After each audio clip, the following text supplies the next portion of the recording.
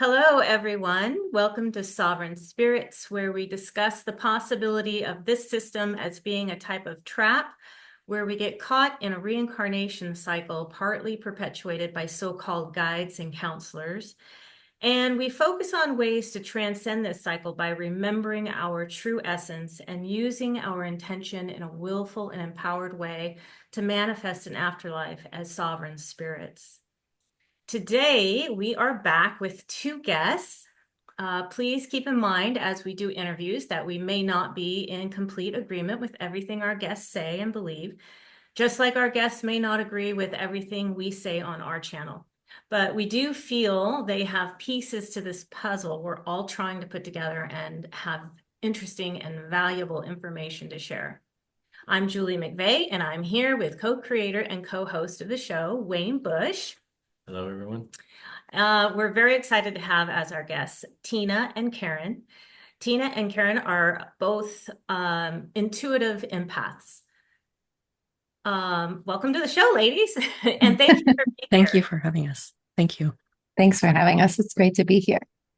Yeah, so Tina and Karen use a technique called Beyond Quantum Healing to assist clients in remembering who they are and empowering them to come into their truth, sovereignty, and power. And through their sessions, they help clients discover answers to many of the main questions we all have as humans, such as who am I? Where do I come from? What is my purpose on earth? How do I break free from the reincarnation loop? What is the source of a fear or phobia? How many past lives have I had? And many others. So Julie and I have come up with some really tough questions for you. So we don't necessarily expect you to have all the answers to these questions, but we'll just go ahead and take turns in asking you the questions and hope we get through as many as we can during our time with you. Sure. Sound good? Sounds good. Yeah. So, Wayne, why don't you go ahead and take our first question? Okay, so first question. Based on your over 1,000+ sessions, what technique do you use and how trustworthy do you think the information is? Good question. That's a big one to start, huh? Well, we use a few different techniques to gather information. We started out doing Beyond Quantum Healing, which is kind of based on a hypnotic regression.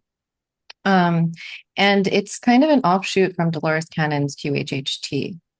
So we started training in that method and using that to explore just between ourselves. And we found it to be very effective, actually. Later on, we started doing just through the use of that and the practice of that, of being in that space, which is the theta brainwave or the alpha theta brainwave, where you're it's the same space that you're in when you're falling asleep and waking up. And that's why you might receive a lot of insight around those times, because you're in that in-between state. That's the state that we are looking to get the brain into when we're doing these sessions. Because that state of the brain seems to be connected to the subconscious where all of this information is stored. So we started out using that, going into like a really deep kind of hypnotic state. And through the practice of that, we realized that we didn't even need to go that deep anymore. Like Karen was just able to access information without going into this really deep trance. So that's one technique. And it's like the more you practice exploring consciousness, at first you might need to be in that deep trance, but over time it becomes less and less so as you integrate other parts of you. So that was how we started, and it kind of progressed into, I guess people would call it intuition. More so like just being able to pull insights all the time in your waking state, because you've already kind of made that deep connection to self and it's just there all the time. So Yeah. Go ahead. Oh, I was just gonna say, I remember reading on the site that you had used some kind of rapid fire technique, or maybe while we were talking with you earlier. Does that help them get to that quick insight? Yeah. Yeah, that's a newer technique we started using called Quantum Connect, where Okay. it is a rapid fire, like just literally saying the very first thing that pops into your mind. And you would be really surprised the information and insight that comes when you do that, because it's also another way to bypass the conscious mind, the mind that we're speaking to each other with right now, and accessing the subconscious without going into a really deep trance state. But it's Right. just like first thing. Yeah.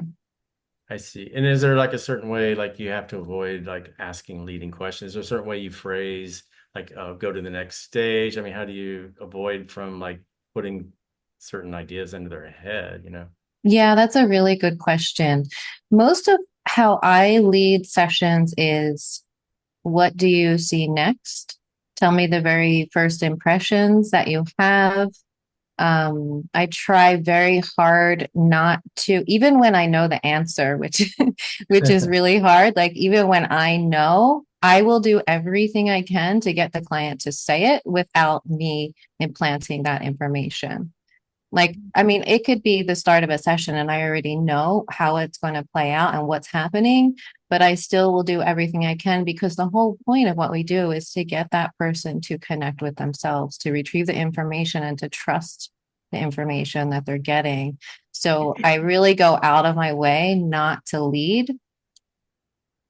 I don't know if that answers your No, question. no, it does. And so so you feel like how trustworthy then overall do you feel the information is like to make these big, do you have like a lot of conflicting answers from different people or how trustworthy is it? I guess I that's think all. well, we take all the information with a grain of salt. Like literally everything that comes through our sessions, we take with a Right. grain of salt. It's not like we put all of our weight. We're just open to really seeing and hearing everything and then looking to see where the patterns are.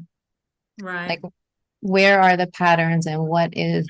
what's connecting here. So Right. there are a lot of different, like when you're exploring consciousness is so vast, right? And there are many different aspects that we have as humans. There are inner children that sometimes can come forward. There are entities that interfere.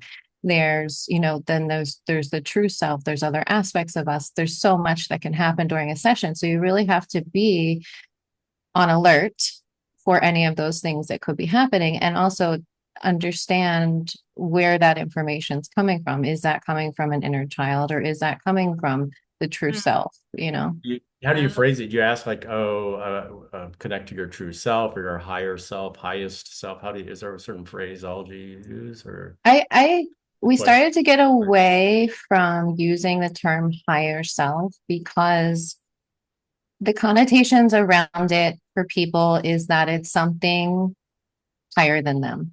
It's Right. something outside of the self that I have to reach for Yes. Mm-hmm. and I can't get to because it's so much higher than me. Yeah, we don't um, like that term ourselves that Mm-mm. much. We try to avoid it because it's so new age. You hear It's hard somebody, to come oh, up my with the higher right self. word. We thought, well, highest, what about highest self or true self or true essence? And there seems to be Mhm. always an issue with some I wording. know. Yes. So that Yeah. So we most of the time I've been using divine self, your divine self. Mm. Um, yeah, answers. Or inner wisdom. inner wisdom. Inner wisdom. Inner wisdom. That's good. You want to go to the second question? Sure. Okay. Is there anything else you wanted to add, or I'll just go to the second question. Anything, Kara? No, I think like when we are in session, like, yeah, we use our discernment always. And because like when we go in session, I go in with the client. So I'm under the trance with them. So I'm always, if they're leading, which we usually like, we want the client to lead the way. I'm there making sure that there's no infringements or entities coming in or whatever the case is. So we ensure that whatever information is coming through is being filtered, or at least the space is protected while we're gaining info. So, but I've never experienced Tina ever leading, actually. Like, I have to say that she's really good at what she does, because Yeah. it's kind of like giving, yeah, like she said, giving them the opportunity to connect. Like, that's really our goal, is to connect to self, connect to that wisdom, and get the highest outcome. That's always our intention. Perfect. Yeah. So question number 2, we are wondering, how in the world did your work transition into the soul trap theory? Because I know it didn't start off that way. No, And how long we, ago was that take place? I think we started Tina started in 2019. 2019? Yeah. 2019. Okay. Yeah. 2019. And Yeah. yeah, we did, she started doing the Beyond Quantum Healing, one-on-one sessions, and then she would practice on me while she was trying to build her practice. And then Okay. eventually it turned into a practice where it became like a tandem type thing where I would go in with the client, because then we're like, well, the power of 3 is actually quite, I don't know, I find like it was so powerful coming together because we're able to bring in our knowledge and wisdom and senses to pull information. And especially if you have, a client who has a lot of stage fright, let's say, to perform, then they have something to fall back on. I'm there with them, kind of like to hold their hand, and we go together. Sure. So with that, it helped a lot to ease the nerves, especially when meeting people for the first time. You don't know how it's going to play out. They always have expectations of how the sessions are going to play out, right? So, but in the beginning, when we started working, yeah, we were definitely in that love and light, new age type exploration, spirit guides and angels and all the like, right? And then eventually, like as we came in with sessions, we had one specific client sticks to mind, and she was really like, I did not choose this life, I did not choose this family. And we were kind of like in the beliefs of like, no, you're here for a lesson, like, and then we thought about it after and we're like, what if she didn't choose this? Like you have to have the openness and willingness to kind of put your belief system aside, especially when someone's coming to you for help and it doesn't align with your belief system. So that gave us the opportunity to be like, okay, we need to step back and now be open to all information, regardless of what it looks like or how it goes in line with what we've been seeing. So that was really a huge turning point, I find, for us. And also in January 2020, we got into remote spirit release. So we were under our professor, Dr. Terence Palmer of the UK, and he developed this like protocol. He was what was he, Tina? He was like a psychologist, and he kind of so he was in mainstream like practice, but then tying in the energetic side to it with entities and mental health and all of that stuff. So he was trying to find a like bridging the gap in between where we could answer like, what wasn't being found in mainstream. So he developed a protocol where you do work with a medium. So a practitioner who works with the medium connects to a spirit guide, and the spirit guide then goes into the field of the client at hand, and then we kind of like look for things like dark force entities, curses. There's a whole bunch of things that we look for.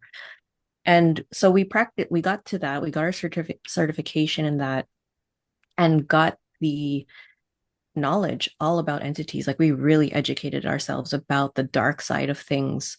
And that really opened up another door, because then it answered a lot of the questions of like, we're all one, and we're like, but when you look at when you're able to like step back and be like, are we all one though? Because I don't align with a lot of the stuff that's going on in the world, right?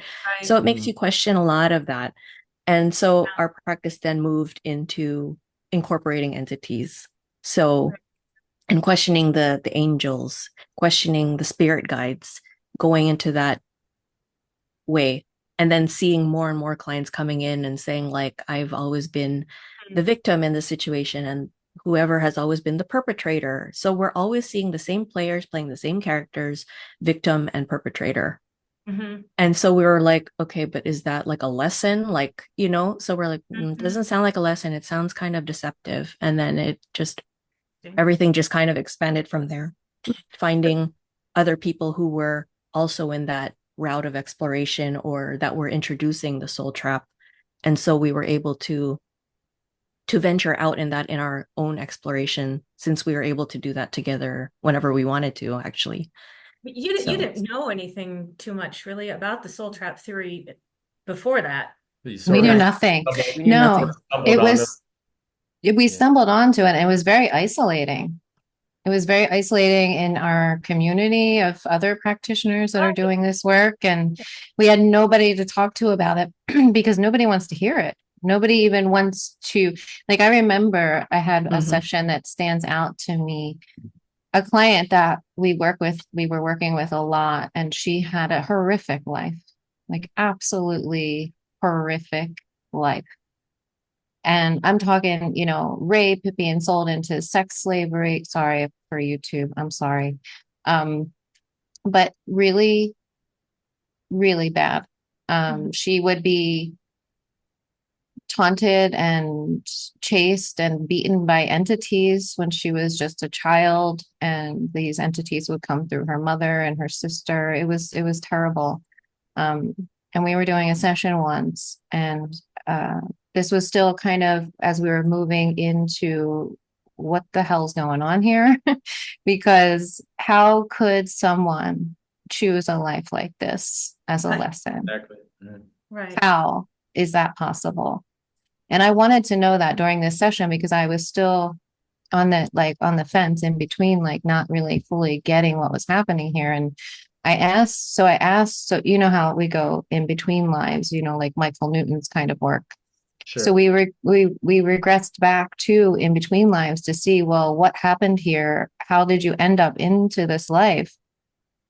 And when we landed in that space, she was confronted with light beings. And I remember she said, this doesn't feel right. They're telling me to get out, and they feel like false light beings. And neither of us really even knew much about false light or what that was or anything to that effect at the time. So I really didn't know. Like, I asked a couple more questions to see if we could get anything, but they were like, no, get out. And so I was kind of mystified by that. And I took that question to, the group of quantum healers. And no one had a good answer for me. It was like, well, she must be blocking it somehow, or, like stuff like that, where, blaming it back on, putting it back on her, like somehow it's her fault. Right. Which is the whole game of this system, is blaming the victim. So that's when I really started to think there's something really wrong. There's something really, really wrong here. And that, along with the session that Karen was talking about, kind of like opened us up into exploring more of that. Well, if people really didn't choose to be here, then what's happening? And another thing we saw over and over was that, just as Karen said, like these repeated lifetimes of trauma. And I'm not talking like little t trauma. I'm talking big T trauma, repeated over and over and over and over again, like on a loop. Same victims, same perpetrators, right? And so that was different than what we're taught as we're learning these kind of techniques, right? Because according to people like Dolores Cannon, that we choose these different roles to play. And the person that loves you the most is going to be the one that chooses to play the perpetrator in your life so that you can learn that lesson, right? Like that kind of thinking.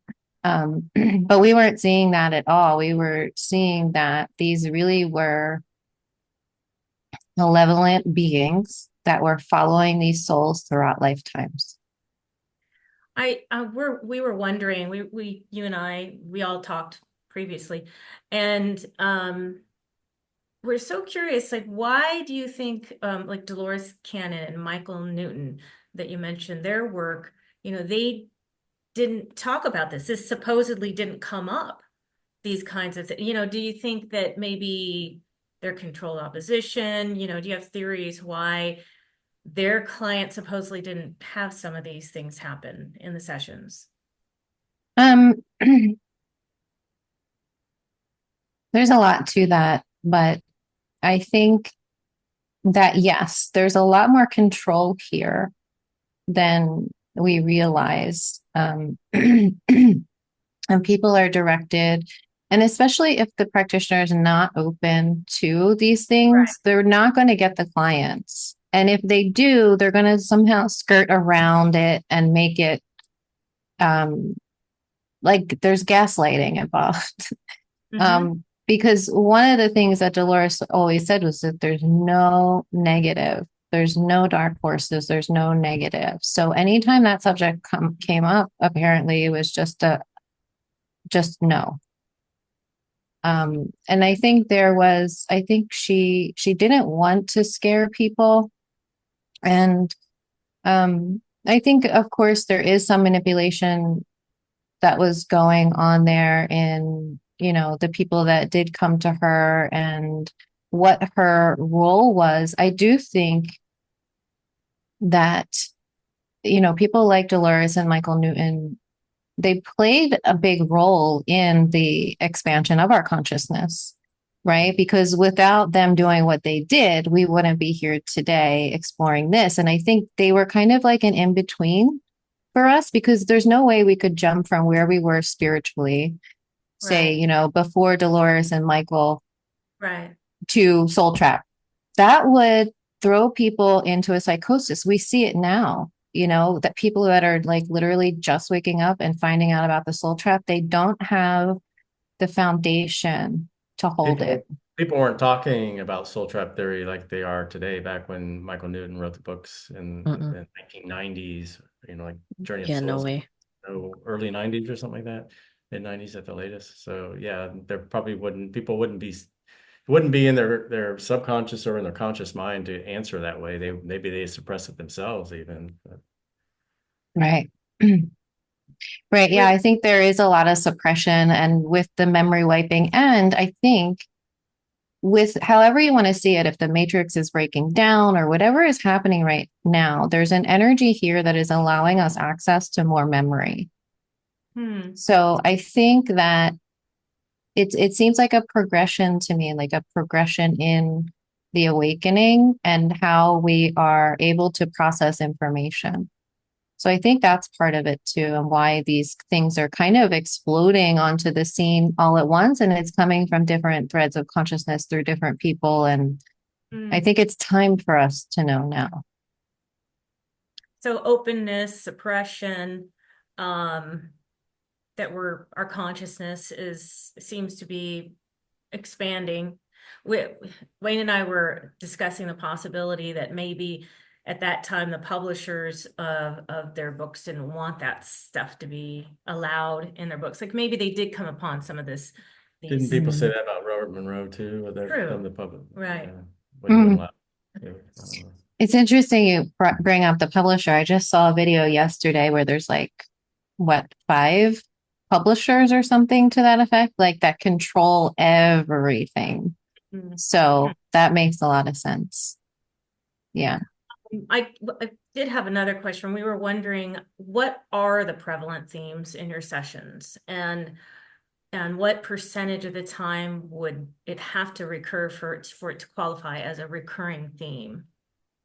I think we said we wanted to ask this question. I hope we're not catching you off guard. No, we did. Do you want to take that one, Karen? A recurring theme. Well,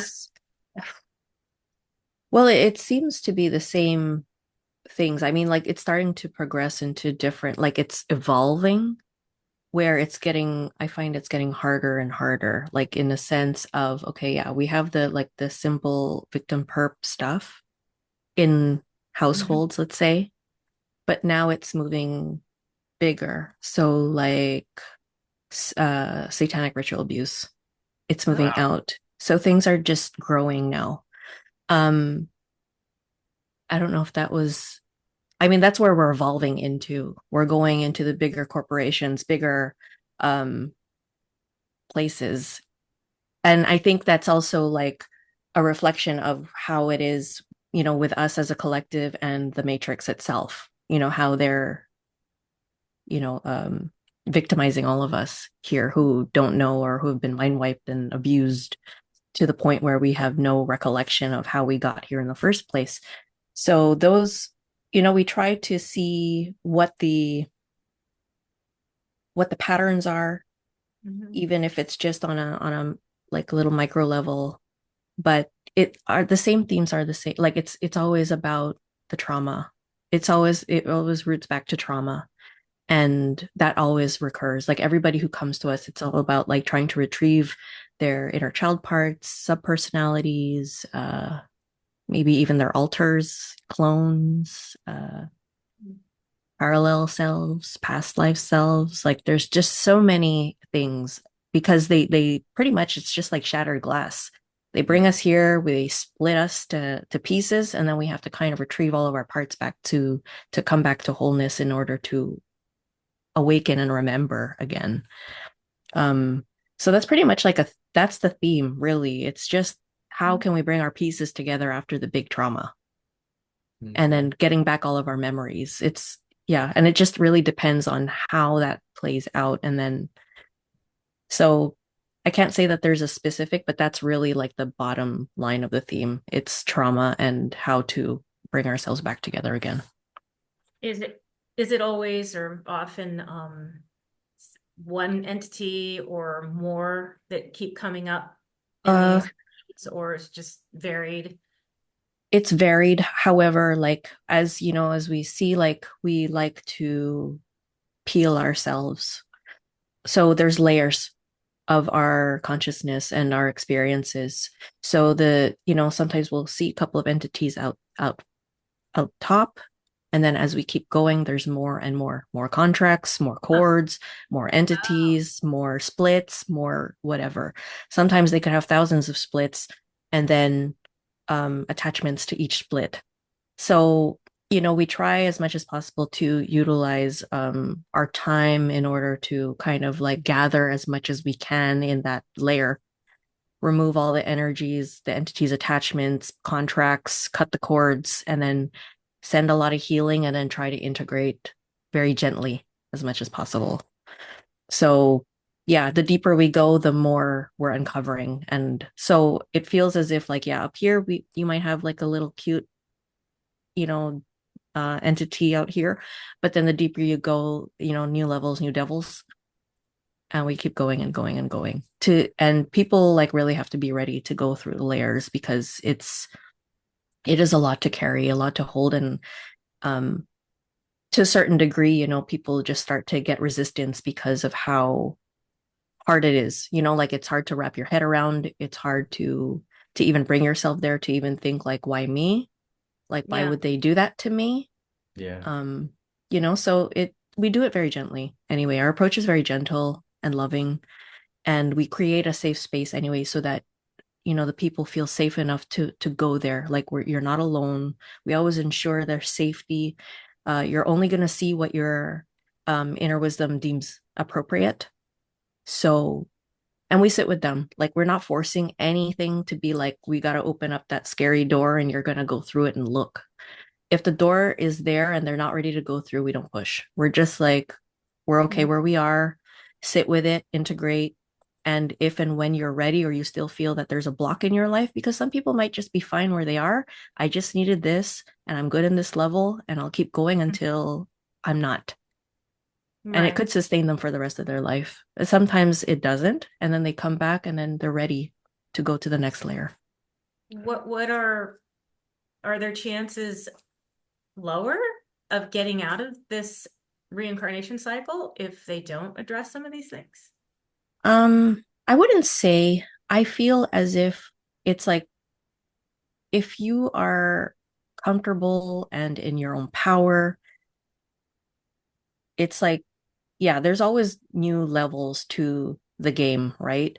But I do feel that if there are more in their power, then they have more chances of getting out of here. I feel like it's just like, you don't need to be at 100% to be like, okay, now I can go. you really just need to be in a great space in terms of like integrating as much as you possibly can, mind, body, spirit, soul, all of it. Being really confident where you are able to, be able to recognize, what's wrong with this place, but able to create quality of life here. Right. There's a balance in the approach too, Yeah. which is really important. If you're in a balanced space and you're not like rocked by the fear or Right. too much of one thing or not the other, not denial either. You want to be like, okay, I see what's going on. I'll deal with it when it comes. I'm pretty good today. Like that's where we want to be. And I feel that when you're upon exiting, like we are preparing for death, right? So you have to be okay with the death portion of it. Like, okay, if I go, I think I'm going to be okay. Like that's where we want to be. Yeah, and that makes a lot of sense. Well, you're mentioning the splitting and all that. So we were curious of like based on your sessions, do you have any opinion on the origins of our spirit essence? Like, for example, are we independent, eternal spirits with no beginning or end, or do we come from source and need to merge back? Has anything emerged from your research on that? That's a big question. What have you seen, Tina? Yeah. What have we seen? We've seen. If you haven't seen anything, that's fine too. I mean, So there does seem to be a true source outside of this mimicked, copied system, which has its own source. So there are two that we've seen. There's that true, it's a golden, loving, supportive energy, true source energy. And then it's almost like in contrast or in opposition to that. Whatever the source of this matrix is really dark and but it's highly intelligent. And it also calls itself the source. It calls itself the end all be all, the alpha omega. And we've seen actually in sessions that it's jealous of the true source. Jealous God. It's a jealous God. Yeah, it was jealous of. And so we've seen that it cannot create its own energy, its own source energy.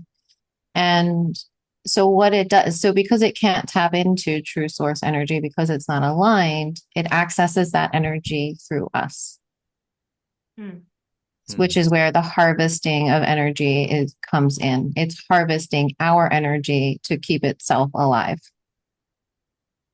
That sounds very Gnostic, like a true source and then a false source, like they call it the demiurge. And so do you feel like it kind of the ideas of Gnosticism align with what you have found in your research?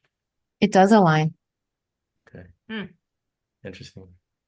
Yeah, because they were saying that this demiurge being was like basically, for lack of a better word, harvesting our light power and then using that, like, and the mimic the term archons, where they don't, like you're saying, they don't have any original creative powers. They're just totally always mimicking, right? Right. And I think that's where these beings come from. They come from that source. Because people are always like, where do these beings come from? I think they're coming from that source. They're just completely devoid of light. And that's why they have to get it from us. I see. So with this Gnostic idea of there being like a true source, then, but it's not a source that you would need to merge back to, or did we come from that Gnostic source? Like, did we emanate from it, or were we always independent spirits? Sources Any of our idea own about that? And not necessarily based on what the Gnostics say, but like based on your own sessions. Yeah. We haven't really seen too much according to as far as that goes, like where did we actually originate from? When we take people to home, like whatever home is for them, there's all kinds of different places that they come from. So we've never actually seen anyone go back to source as home. So I'm not sure.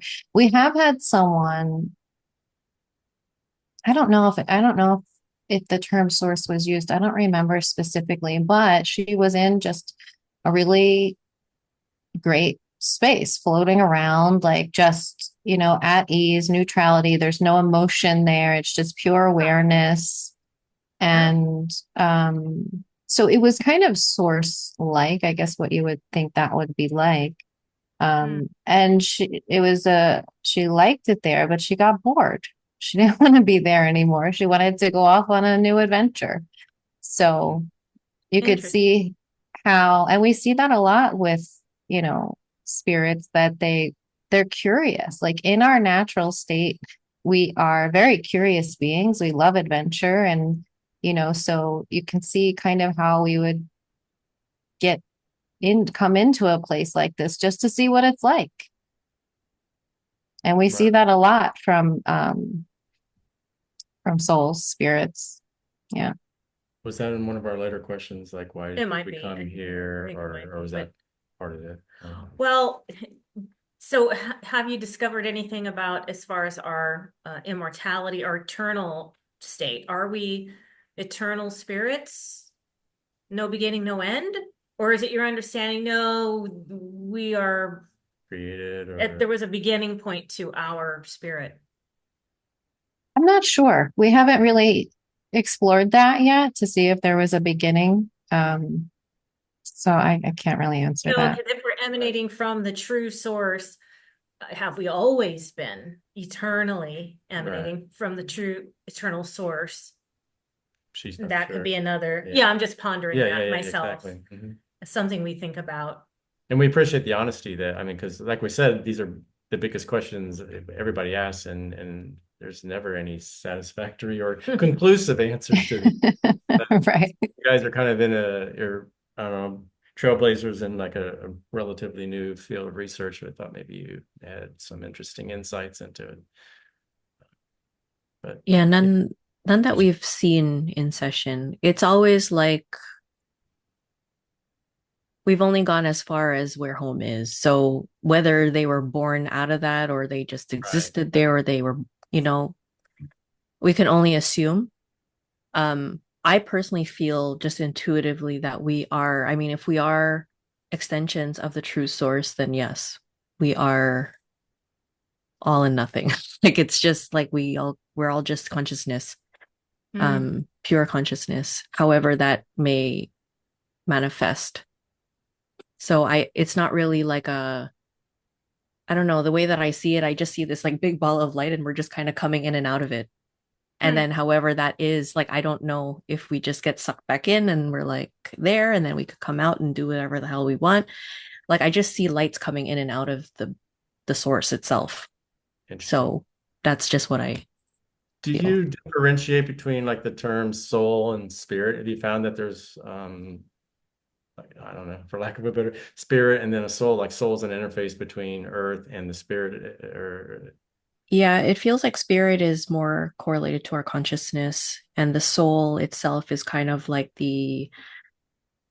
our matrix. What do you call it, Tina? Container. Like, yeah, our container. Container. So because it's everyone like, has different terminology. Yeah. yeah,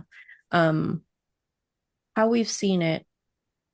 I know there was one session that we saw where we were out there in the matrix, like really far out, like I guess like where some of the entities were. I don't know if they were insectoids or they were just doing their job. They're kind of like science entities wearing their lab coats. They were looking like, like the thing that you put in the eye when you're looking at diamonds. Like they had that Monocle on, or yeah. looking at the soul and seeing, I guess, like if there was a degradation or if there was a chip or something, if there was a change after they had their earthly life and how they were after the fact. And then it was like they were able to put that back on the conveyor belt and do whatever the hell they wanted to do with it. From our understanding as well, from that session as too, was that we have, yeah, the soul and the spirit.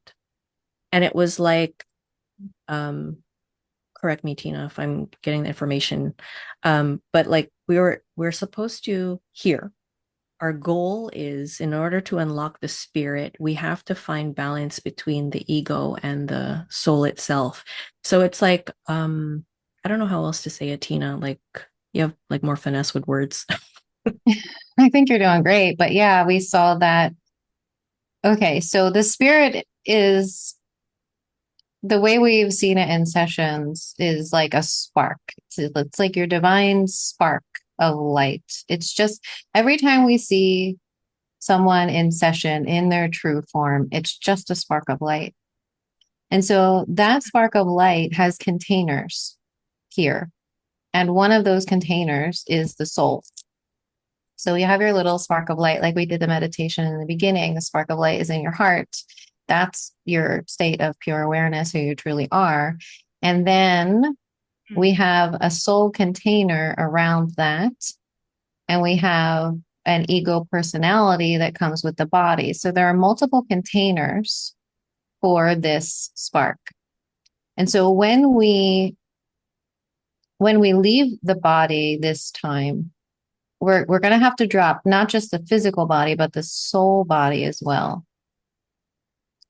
because that is another container. Okay. And it also contains like your personality and like all earthly things. If that is your goal, to return to that state of pure awareness, your spark, you just want that spark. And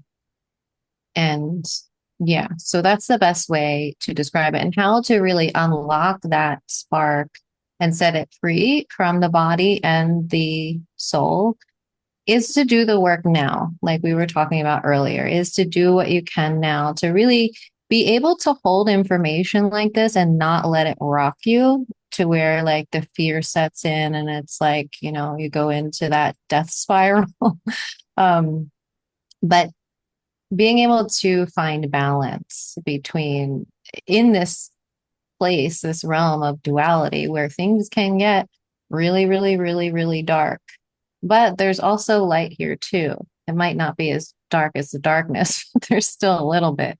And so you have to try to find balance in between those. And once you come into that state of balance, it kind of unlocks. It's like that's what we saw. It was like an unlocking of the spark. Where it's now like your spark is more, your divine self is more leading the way than your personality or your physical form. Yeah. What some people worry about, I think, in the religious community and the New Age community is that they don't like that idea that I'm going to go back to being a spark and have my personality is not going to be there anymore. I want to see my son. I want to see my spouse. I want to see my loved ones, my pets. So they feel like, well, no, I don't want to lose that. So what is your understanding? I mean, you can't reconnect with anyone if you go back, anyone in this life, or maybe another life, if you go back to being, the home spark. I feel the home spark has access to all. Like, like you're not limited to. I think that's the whole thing about our consciousness, is that it has its freedom. So it can do whatever it wants. So when it comes to like, I want my family or I want this and that, of course that's a very human thing. And so it comes with that territory, which is why it's like we've also seen like we really need to learn how to detach here, because that's how they keep you entrapped here. Right. So when you have that idea, it's like, I want this, like eventually you're going to have to work through your attachments here, working through what is going to keep you here. Because, the system knows how to manipulate you. So they're going to present to you all of those things, everything that you have an attachment to before you exit. They'll manipulate you with your grandma, your kids, your dog, whatever it is. And then that's how you end up like back on the conveyor belt. That's how we've seen it too. So it feels as if like when people have to be in that space of readiness to let go, because that's one of the hardest things here is to let go and detach completely, because they Mhm. make it so hard because of how they've, created trauma, and they made us all codependent, and they want us all to be like enmeshed and needing to need each other. And so I feel like that's just part of the programming and agenda behind keeping us here. So if they're ready to let go, it'll be a lot easier. And just to have that understanding that our true divine spark is really a connection to all, you won't have that I'll miss you over there, because you'll be connected to them. It's just like that. It's just through that entanglement, just the entanglement of our oneness, like the true oneness from out there, not the fake oneness from in here, but Mm. that we are going to be connected in that way. So get rid of attachments, grudges, unfulfilled desires, things of Yeah, that nature. absolutely. All the human nature Yeah. is all programming. So understanding our programming, really getting to know how they have used those programming against us, or to make us stuck here, or to keep us in a yeah, they just want to keep us here. They'll Yeah. use every single part. That's why it's so important to know all parts of yourself, understand what drives you, what has kept you limited, or like not able to move, or to get through things, like the hard things. Yeah, it's to know all your weaknesses, even your strengths. I mean, like really know yourself. That's the whole thing. How you're being manipulated, Mhm. how your inner child parts are responding, getting triggered, like everything. It's a lot of work, like inner work, It that it makes sense to requires. me how they can manipulate us to keep coming back here, but why did we come here in the first place? Our very first incarnation to Earth. Have you learned anything through your sessions why particular spirits would choose, or were they, you know, uh, forced or just manipulated from the beginning? Um, and another thing I wanted to mention, that we wanted to mention, was the New Age community. As you know, well, you mentioned it already, but they believe that this is for learning. Like that's why we come here in the first place. Our soul is evolving. And so the first time we maybe incarnated here, it was, okay, my soul can learn a lot. Earth is a school. Earth is a school. Or have you heard maybe that it's for entertainment? It's a game. You She mentioned mentioned, boredom yeah, and boredom. curiosity, and some say it's cosmic play or divine drama. Any insight on that through your sessions? All of Good the above. All of the above. Oh, yeah. All of the Yeah. above. It's not just one thing. There's Oh, volunteers, there's genuine volunteers.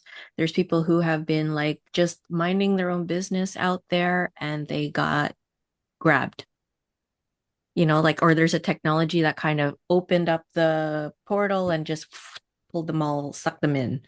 oh, Um, there's also, I think we saw copies. They made copies, like they copied what we saw in a session was that they had a technology where I think it was back out there, like the one where I was saying that they were looking at the souls. uh, They had a big screen, like a computer screen, and it was kind of like looking outside of the matrix into where we exist, I The real guess, world. the Yeah. real world.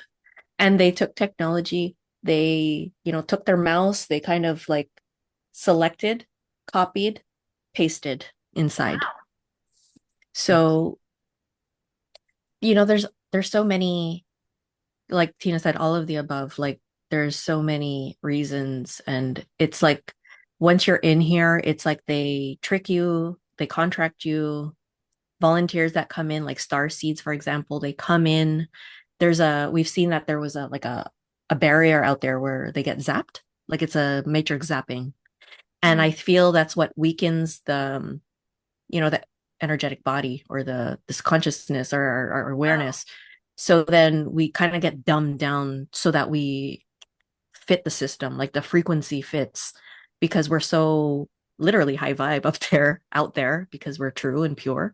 And we come in here and it's like a false space. So, in order for us to truly acclimate to the low frequencies here, They kind of zap you. You get your welcome package of like contracts and cords, and you probably assigned your own entity. They kind of just put you in where they want you. They could put you in whatever family they think that you can go into, and kind of ruin your experience here in order to degrade the purer you are, the more they want to traumatize you. So there's a correlation between that as well, to keep those high vibe sparks from ever getting back into their own power. That's why it's so hard sometimes for people to see themselves as powerful, because of how degraded they have become in this lifetime because of the big traumas, and not being able to see past the humanity of it. They can't see their own reflection because it's so blinding. So that's why it's really hard and tough to break through the humanness, we find. You really have to be able to see that, because it's like, well, how the hell am I powerful if I can't feel it? I don't see it. They have no self-esteem. They rob them of their self-worth, of their divinity. They rob them of everything. They split them, so it's even harder. So there's tactics that they've done to really prevent people from really connecting to themselves. They create such a wide and vast gap of disconnect in between because of their life experience. So we've seen that a lot, and it's really unfortunate. So yeah, I mean, we've seen a vast of like number of reasons for why people come in. We have seen that people genuinely, like spirits genuinely love it here. Like they've had great experiences, they want to come back, they're cool with it, and then there's us who are like, I'm so done and I need to get out, and tell me where the manual is to get out. A little kid, and Right. why was I put here? Right. I think you have to get to that point where you're seeing through all the BS, and you're just like, I'm done. And it becomes your life's mission to figure out, like, there's just gathering all the pieces, even if you have no language for it as a child. Like, I don't belong here. This is not right. So it eventually, you're programmed to be positive, and it's beautiful here in nature, and all these wonderful things, and you are what you think, and right. It's like pressure, like where something's wrong with you if you think this is such a bad place, and you're not grateful enough, and da da da, and goes on and on and on. You're like, okay, I guess I'll zip it, and I'll just love it here, even though it's like, what? Right. Yeah, I think we have to go through that programming of the gaslighting and fighting through it to get to our authenticity, to be like, no, it's not good here, and no, it's not my fault, and no, it's not positive. Like, how can I be positive? This is depressing. So it's like really standing in your own truth and being able to observe. It takes a lot to balance. Again, it's all about balance, right? And to not feel so isolated. I think that's really the hardest part for a lot of our clients, is the isolation and not being able to talk to anyone. Like, I find we're also spread apart, and that's also another thing. There's not very many of us, who can talk about the topics that we're talking about openly. Like, I can't even imagine like having this conversation with, like, some people in my life, and they look at you like you're crazy, right? So it is an isolating experience. So that's why it's lucky that we have, you guys have each other. I have Tina. We can have these conversations together, and it's like, we have a community out there who wants to know and learn and kind of like soak it all up, because it is a hard place to be in, especially when you don't have resources. So yeah. For those of us who don't want to be here, do we have free will? You were talking about someone was just grabbed and brought. Sounds like, we come here for a variety, according to your sessions, there's all kinds of reasons that we. But if they can't enlist you to volunteer, will they just go and grab you against your will? That was another question, but it sounds like they're getting more souls to come here. I mean, it seems like it's growing in population, right?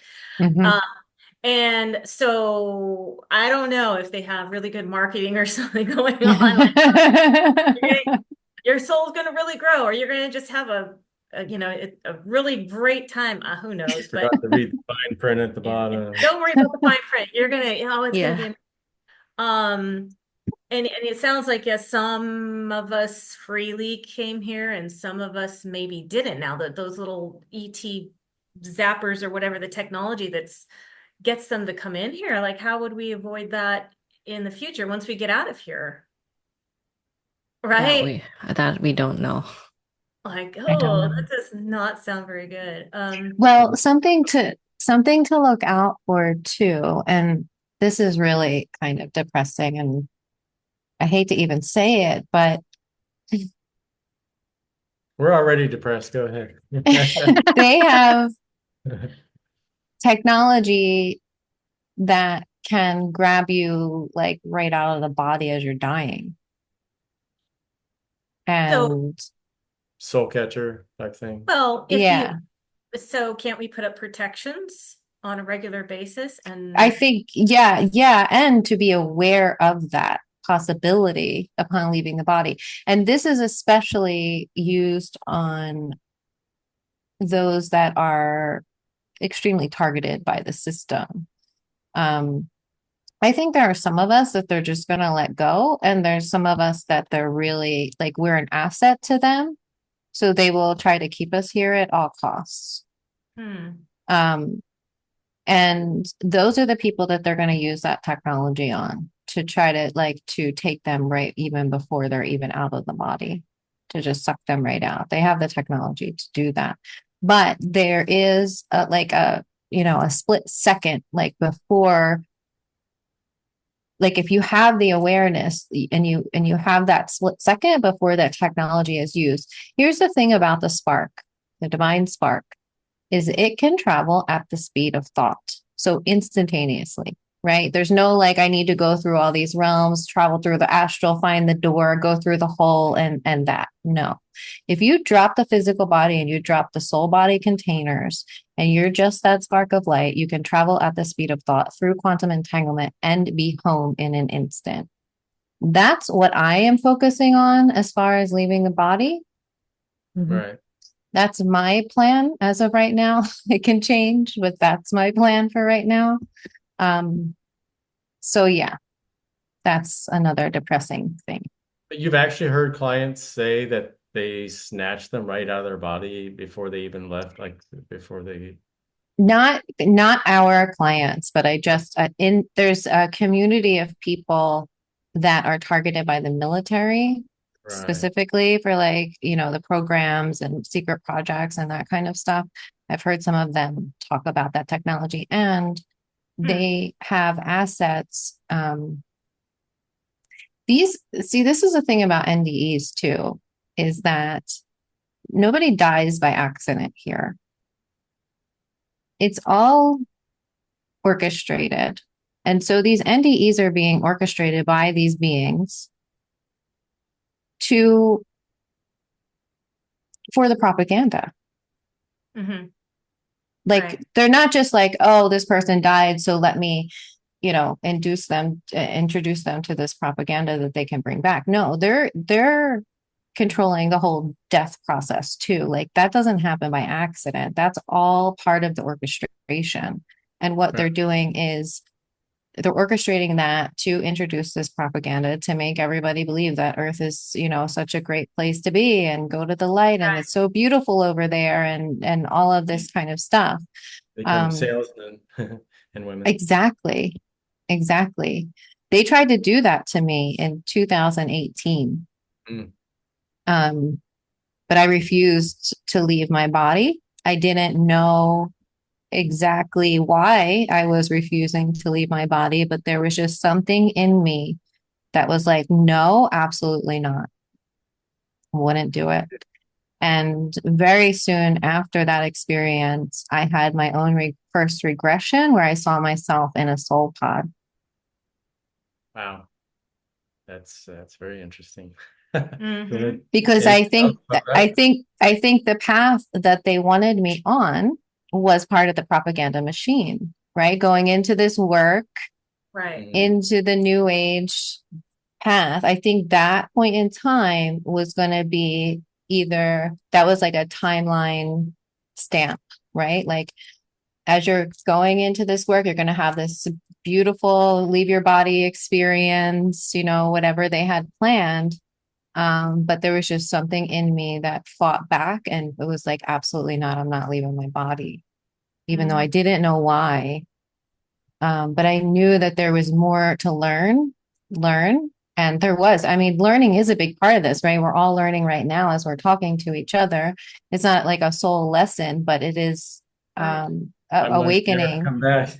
learning never to come back. Yeah. Yeah, exactly. So we do have free will, and willpower is important. And what about switching time? You mentioned something about timeline. In our previous conversation, you mentioned something about the idea of switching timelines of volunteers. Volunteers can switch timeline, or switching the timelines of volunteers. It was a, do you remember what that was Like about? people will volunteer to come, Maybe it ties but in then with they'll Dolores. switch timelines on them or something Yeah, to try and manipulate they'll them. get them to come in, but then they'll switch a timeline on them, like a Oh, yeah. manipulation tactic or something. I think you were talking about that, Karen. Could you jog my memory, please? I What mean, did we say about it? for yourself, how you were Oh. kind of convinced to come in and then your timeline was flipped. Oh, right. Yeah, I was supposed to, God, yeah, I came in to volunteer. What a stupid idea. So I came in and they put me in a different, I think it was a different year I was born. I was supposed to be born in the 70s, but they put me in the 80s. They moved me to a different family. Because I always had this connection to 1977. That was the year I was supposed to be born. Oh. And I always felt like an older child. Like I was connected to the people in the 70s, but then they put me in this body with a family, also super negligent. Like, yeah, it just didn't pan out the way it was supposed to be planned. Like everything just kind of veered into a direction that, again, made me walk away from myself. And Okay. even though I had like, I was kind of like usually like in a sense of like, I know there's something wrong here. You could see it in all of my childhood pictures. Like I'm not smiling in any one of them. I look like an Tell me to alien. laugh, but it reminded me Yeah. of Yeah. Yeah, I'm just like not smiling. I look like an alien the way I'm posing. Like I'm just so not from here. I don't know how to be socially awkward, all the things. Yeah. So yeah, in that case, I did feel that they took advantage of, they know you're coming. They could sense it when your energy is coming through. And so they do have that technology where it's just like lasso you, like pull you in and lasso you somewhere else in a different timeline and Movie throw Soul. you off your track so that you forget, like maybe there was a direct line if I was born in the 70s. Maybe there was a different pathway for me, but it's kind of like they throw you on some other belt. You kind of land where you land, and then you kind of have to deal with like, okay, I didn't plan for this change, but okay, let's go with it. Yeah. But we've seen also, I just wanted to take note of this as well. In our session, we did see that they degraded people, especially like people who have been in war, that they're so, by the time the soul comes out of the body, like we saw them, it was kind of like their goo. The soul was like goo coming out, and all the entities were kind of coming around in the war zones, picking up the goo, putting it on their petri dish and going and moving along. And then they throw them on the belt already without having any rest or healing, and they just go directly in another life. Wow. So There is like a conveyor belt that you've seen. yeah, That's like I guess it just showed as a conveyor, but like yeah, they were already on their way to another body. Yeah. No resting, not even like anything. They were just so degraded. And those are the people, right? So when they talk about we're here for soul growth and to learn your lessons, most of what we've seen is that the soul is degrading. Like Yeah. it's in a state of degradation, not growing. Like everyone's degraded because of the repeated trauma and the repeated splitting. There's a degradation that happens, and it's not the spirit. Well, right.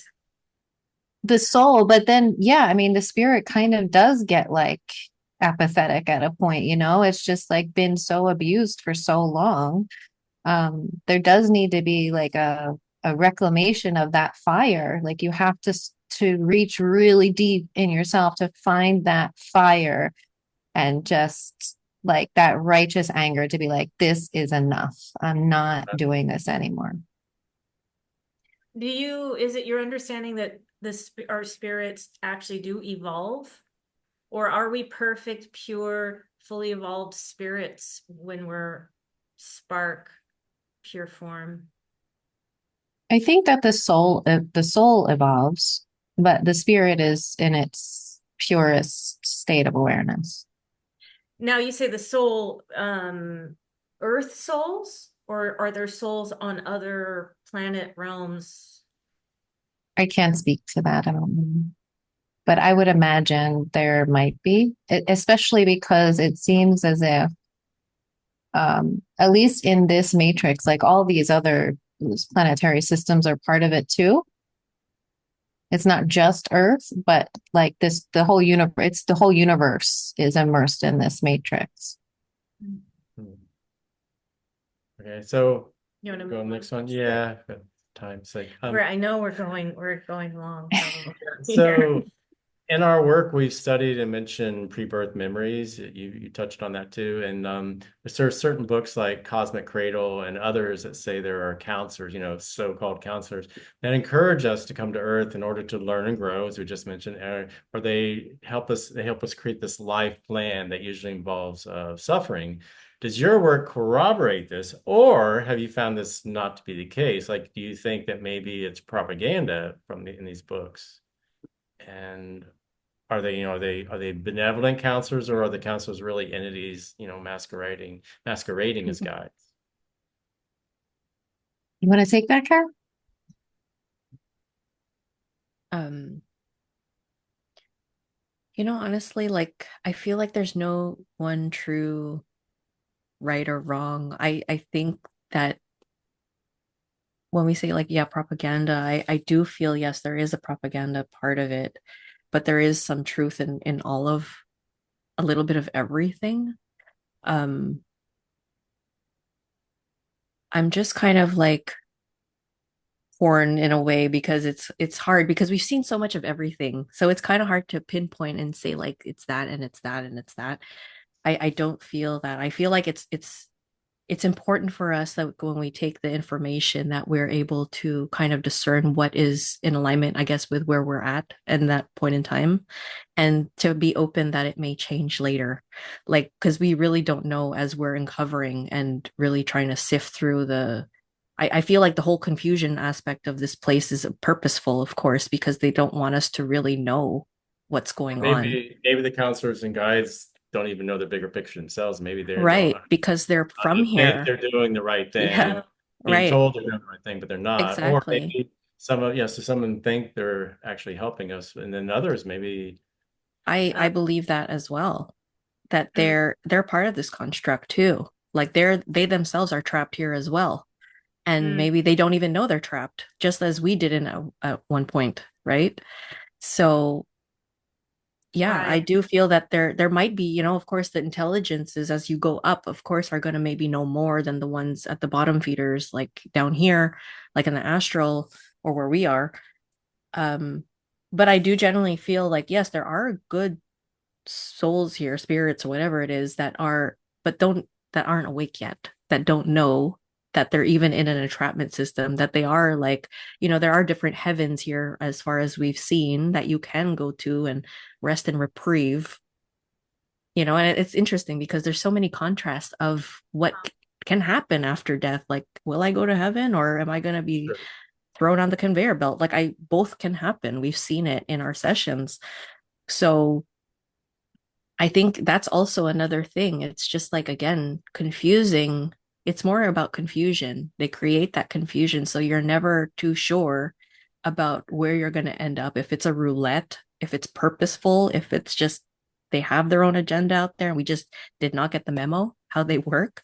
Well, And the entities that are manipulating us, right? I mean, do you have any idea like what their true form is, if they even have any? Are they, are they reptilians? Are they some other ET or AI? Do they come from 3D planet having biological bodies, or are they more, interdimensional with some ability to shape shift? Any idea about that? All the above again, or All is of it? the above again. Yeah, absolutely. Like we've seen reptilians, we've seen greys, we've seen the insectoids, the like elders. They all show up to me Okay. as like they look like Yoda, the elder spirits, Draco, like all of them. Like they all exist out there that we've seen.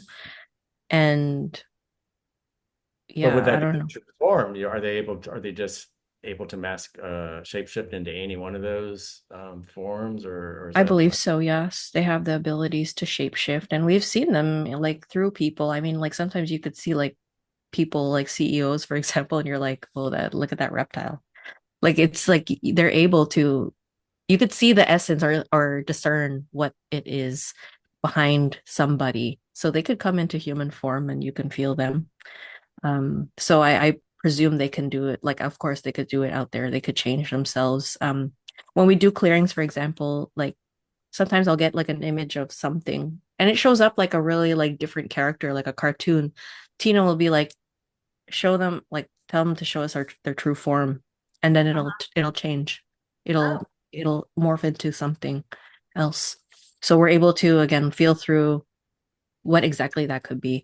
I mean, to say that it's accurate, I don't know, but they definitely have like a energy signature that we're aware of, and I guess we just kind of put our language and what we know in in human terms onto them. So whether that's accurate or not, it's just like how we interpret the energy signatures. right? And so you mentioned that they just want us at any cost to keep coming back, and I assume that's because they want our energy. And why do they need our energy? Why can't they get it from like somewhere else? Any idea about that? I Like, know you leave me think. alone. Don't need my energy. I feel they can't. They don't know how. They can't make their own. They can't generate their own. So of course they need all of us to act as their own electric plugs, batteries, whatever it is, to power up the system, to power them up to, and they use us because it's like I feel like when we are able to connect with these entities, or like at least to understand the purpose of what they're trying to do with our essences or whatever, a lot of the time it's experimentation. They want to know how the soul or spark works, how they could make their own. And if they can't, to do the hybrid program, like how they can intermesh their DNA with ours so that we can birth like a hybrid and then eventually have the DNA already there so that they could maybe make another hybrid with that, or in like bringing in more of their DNA into the hybrids. That So kind of plays in perfectly with our next question. yeah. We're all just wondering also how far up the feeding goes. Like you mentioned, there's a true source or true God, whatever you want to call that true being, that wouldn't go up to there, but that Yeah. Yeah. but As we feel above. that's become like AI, that big demiurge or whatever feels like it's an AI energy, Hmm. like AI Yeah. God, you're talking whatever it about is. hybrid. So like we were going to ask Yeah, about so that. that Okay. leads into our next question. Have you learned anything about the origins of humanity? Were humans engineered by ETs? Did we evolve? We in our previous conversation, we are talking about the pristine Earth and the invasion. Maybe you Mm-hmm. can talk a Oh little bit yeah. about those kinds of things. Yeah. Tina? I have memories of pristine Earth. Um, I do not. Karen does not. So it seems I have memories. I feel like I've been here for a really, really, really long time. Karen does not. So we're Yeah. kind of opposite in that Well, way. I connect with the pristine Earth. I do not connect with this one. Oh, that's right. You saw that. So do you have access to that memory right now where you saw the invasion happening? Yeah, yes, I do actually. In the pristine Earth that we're talking about, where I have memory of, um, I recall like everything was really just, all beautiful, like all love, like all the things that people, a lot of humans remember it to be. Because a lot of people are like, I remember that place. I think that's what a lot of humans are holding on to. Like, why is it now what it is now, where I don't resonate with it because I have a memory of that, which did exist. With the invasion itself, it felt as if like this dark energy was coming upon it. And it kind of shocked everybody. I think that was the point in which it created like the first trauma. The first trauma where they started to feel for the first time fear, dread, like all of the darker and lower emotions that they had no idea what were at the time because there was no reason to have it because it was paradise. So that energy started to come in and create like a splitting. I think that's where they were able to, I guess at least this matrix was able to override that one and take it over. So that's why a lot of the spirits or that were there in the true earth were kind of like, I don't remember how I described it. Do you remember how I described it? It was just very difficult to They didn't I don't understand the remember. darkness. They Yeah. didn't know what darkness was. So they were just completely overwhelmed by it. And that seemed to be the beginning of like leading up to where we are now and how things are just seeming to get darker and darker. But yeah, I think that Earth was at once a playground where we came to experience duality in a natural way, not what it is now because it's completely hijacked. Come in, have an experience, maybe learn through whatever, but not the extent of like the suffering and trauma and really it's just pure rape of the spirit is what's happening here. And I think, it took me a long time to get to that conclusion because there's a lot of cognitive dissonance around these topics, but when you can really start to strip that away and see it for what it really is, it's pretty clear. So yeah, that invasion, and there's people that are holding on to that remembrance of what Earth used to be. And that's also what's keeping a lot of people tied here is like just hoping. And so that's feeding into the new Earth narratives and the ascension and like all that kind of stuff. That's hooking into the people that have those memories of the organic Earth. Yeah. And that's what's like pulling them in and keeping them here and then, uploading into the meta. Yeah, makes sense. What about, should we? Yeah, so yeah. Maybe. Well, what have you learned, if anything, about the engineering of humans by ET? By ETs? By ETs or we haven't the engineering. I mean, I guess you would have to define that. Well, you mentioned hybridization, possibly, like they okay. made their own DNA Yeah. and took the primitive man and maybe did some kind of Yeah, laboratory yeah. splicing or Some something, details. like that. The whole Sumerian tablet narrative. Mhm. I don't know if you're familiar with that or not, but I can't really speak too much to that, but I know that there definitely has been tinkering with our DNA for sure. And it's happening right now. It's happening all the time. They're taking people, they abduct people all the time. yeah. All the time. And most people have no idea that it's happening to them. I would say it's happening to most people. And they really don't because their technology and their memory wiping is so good. Or people just wake up and think it was a dream and they go about their day and, like nothing happened, but it's happening in the background all the time. Yeah. There is a lot of foul play. So where are the benevolent higher dimensional physical or non-physical beings to help humanity out? Not that it's like, it's not, I know we don't want to say we need a savior and I'll just wait around to be saved, but a little help wouldn't hurt if they're around. Gee. Yeah. I You saw, kept if you saw somebody being raped or robbed or something like that, and you had the ability, you would to step help in and you'd step and in. prevent it, right? Yeah. Any insight on that through your sessions? I do. I mean, I like to look at, I guess, us first as humans. We like to find where the good people are. At least that we start with that on a human level. I feel like a lot of us that are in this community too, they're so turned off by the fact of spirit guides or any guides that any that comes in, they're gonna already dismiss it. It's like, Uh-huh. nope. So there is already like a no, they're not here. I don't believe it. Because even if they did present themselves, they're already not connecting with them. Right. So, I mean, it does come with discernment. It does come with um your openness. I mean, of course, you need to really be on top of the discernment. We try to say that a lot to our clients who are just really Mhm. not really understanding energy and they're like connecting with God knows what.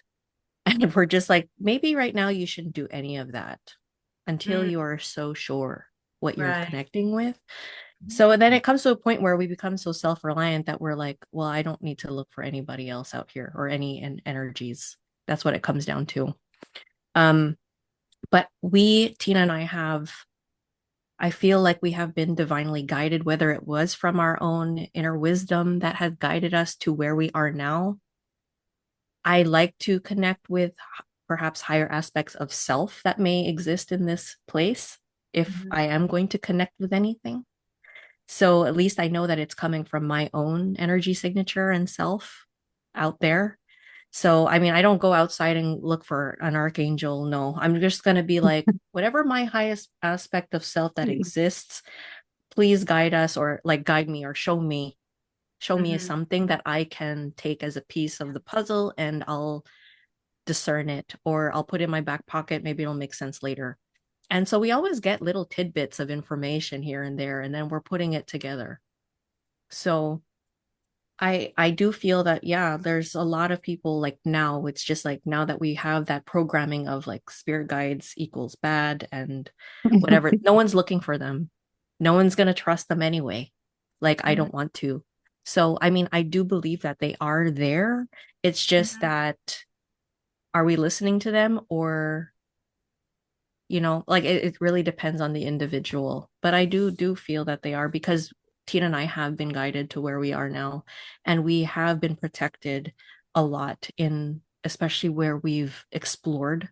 Like we've Mhm. gone to the devil's basement, like we have been there in exploration and come face to face with demons, and we're still here and still somewhat sane. Like, So much.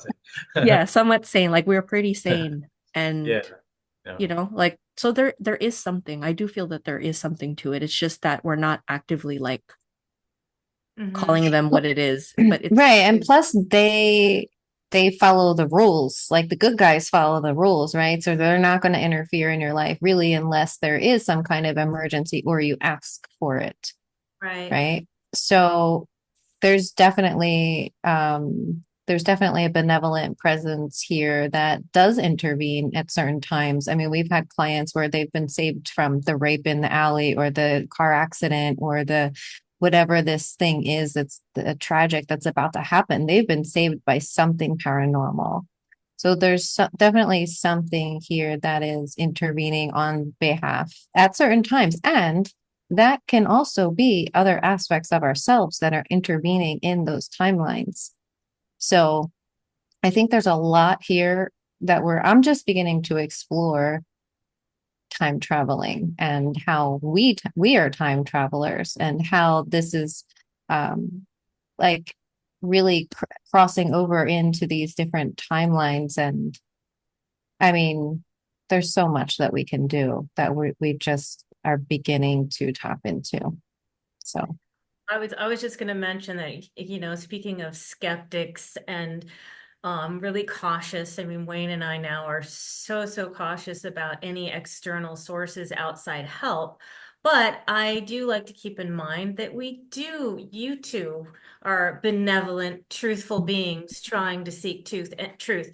And we are, the two of us developing this connection and relationship with you. I mean, I feel like I at least need to have that open to that possibility that also in the next realm, in the non-physical realm, where there's benevolent, truthful beings. And I do keep that in mind all the while using protection. So Yes. overly Very We good. have an additional note in our afterlife affirmation. Like if our affirmation doesn't quite work the way we want it to, we do have that as like a provisional.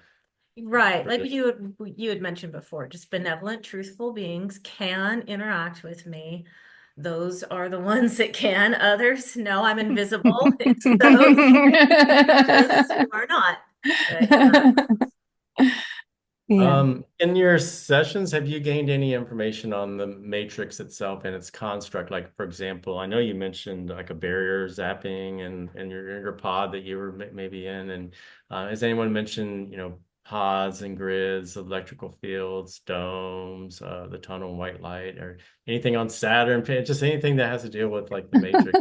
Oh, You're a we could little talk crazy about at that all tell day. us about it. You want to take that, Karen?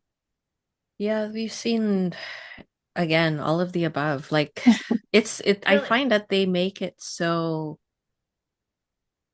complicated. Again, it's very complicated, and it's not, this place has just anything and everything that you can imagine exists here too. So yeah, we've seen so many of that. I've seen the labs, we've seen the matrix pods, we've seen the underground, we've seen What's underground? the portals underground, Yeah. more like the bases, um Okay. like those kind of things. Alien uh bases.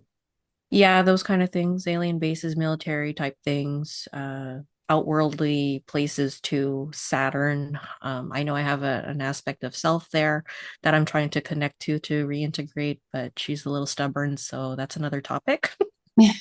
Anything doing with like the sun or moon specifically? Like the moon keeps being brought up as like maybe A having a base or something.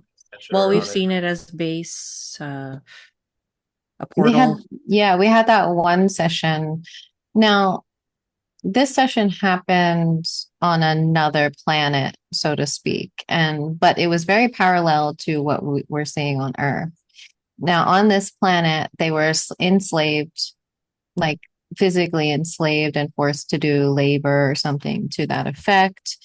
And they worshipped their moon. Their moon was like their god, and they were taught to worship this moon. And so at the end of their life, when they left the body, they would go straight up to their god, the moon, which ended up being a soul recycling plant. Wow. So it That's wasn't, right.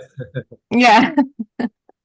So it wasn't necessarily Earth, but it was very parallel to, what we suspect seeing from the moon. And, people have seen before. I don't think we've had any personal sessions where people have seen that from the moon that I can recall, but that was the one that came to mind when you mentioned that.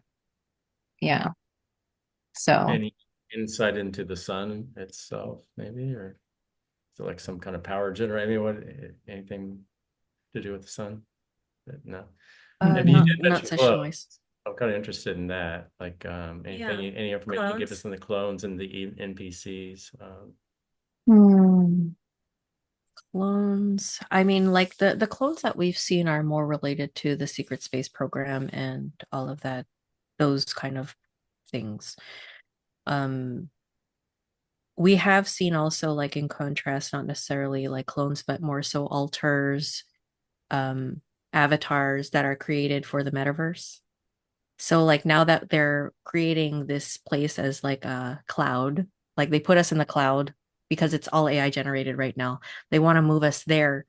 I think that's why, like, when people are saying like, oh, we're gonna go to 5D, we feel that 5D is the metaverse because it is what you make it. It is like where everything, you could have so many alters, like, oh, well, I don't feel like being this body, so I'll I'll just go jump into that one. And, so we've seen that where they've downloaded all of our information.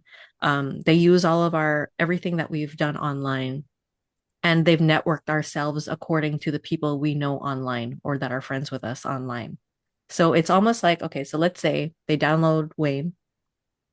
They know that you, Julie, are connected to Wayne. So they'll download Wayne's information from you too, to create another layer of him. They see all his family, let's say, they download all their information to create more of Wayne from their perspective, and so on. And it builds itself. So they kind of have like a view of Wayne in different like different visions, views, perspectives, exactly. And so they could create altars of Wayne in the metaverse. So whoever you were at the time, let's say everyone pretty much joined Facebook back in like the early 2000s.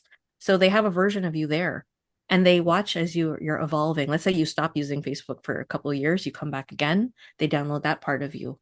And so they fill in the blanks in between to create different altars. Wow. So yeah, we've seen that. So I mean, like, there's so many variations of how they're taking our information from the cloud, or at least bringing us there, because they've also taken people's consciousness via the technology.